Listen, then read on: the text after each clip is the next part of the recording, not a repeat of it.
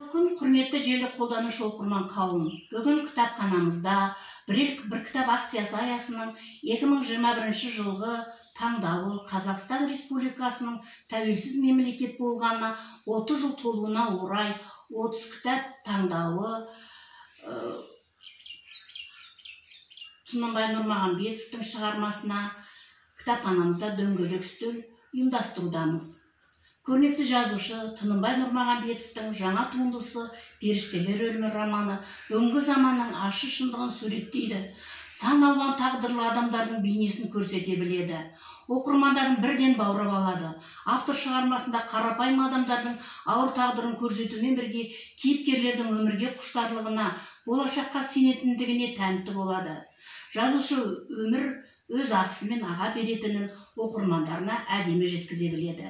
Жылан уы деген бірінші хикаятта жырақта жүріп туған туыс бала шағасын сағынғанда оларға жақсылық жасағысы келетін Шертайдың аппақ арманы, шеттей баласымен ауылда қалып, табыс тауып қамымен кеткен күйеуіне деген Шырай сияқты қарапайым әйелдің пәк сезімі арқылы адал да аңғал қазақ мінезін көрсетеді. Романда бәрімізді қорқытатын қазір кездің кейіпкері бар. Ол ешкімді аяп мүсіркемейді. Алдына қойған алып мақсаты бар. Ол жылан уын сату арқылы баю. Ал уды өндіріп сату үшін қарапайым адамдарды құрбандыққа шалу қажет.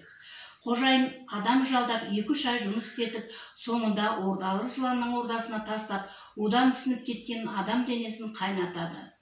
У ісінген дене улы затқа айналады. Ол соны сатып байып жүрген адамға ұқсас құбыжық. Соңында жалданып жұмыс істеген ағайынды жігіттердің бірі өліп, бірі қожайынды өлтіріп, шығарма аяқталады.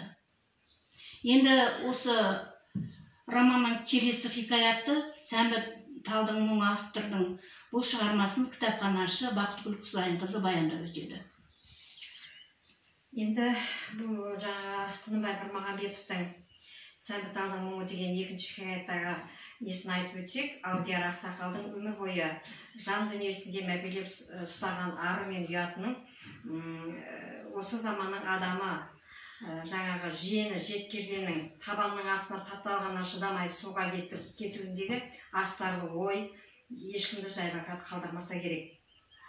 Бір қарағанда бұл екі шығарманың сюжеті де кейіпкерлерді басқа, бірақ екеуін де жіпсіз байлап отырған жаңағы қазақ халқының тағдыры.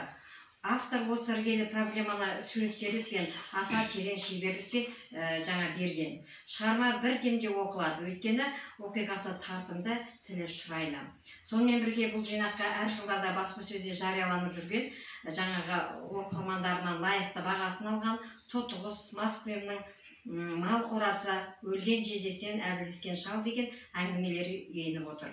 Көркем шығарма, соның ішінде бүгінгі күннің тақырыбына арналған көркем шығармаларға сусындап отырған көзі қарақты оқырманнан «Періштелер өлімі» деген романның жаңағы өте жақсы деңгейде жазылған жаңағы үшінші сұрауға болады дейді. Рахмет. Келесі сөз кезегін Қырыққұдық ауылдық мәдениет үйінің әдіскері Якub Шапкетке берейік. Қайырлы күн, құрметті желі оқырмандары, құрметті әріптестер. Тынымбай Нұрмағамбетовтің «Періштелердің өлімі» романы оқырман ойын сан-саққа жүгіртеді. Адамның адам болып қалуы шекспирлік сұрақ қой. Адам бейнесін жоғалтқан күні хайуанға айналады. Бұл ерекшелігін жоғалтқан күні өзі де жойылады. Бұл астасып жатқан сұрақтар, ажырамас алаңдаулар Тынымбай прозасына жолыққан сайын тынымсыз ойларға кезігетінде сондықтан. Рахмет. Бүгінгі автордың «Періштелер өлімі» романына ұйымдастырылған дөңгелек үстеліміз осымен аяқталды. Келесі кездескенше күн нұрлы болсын.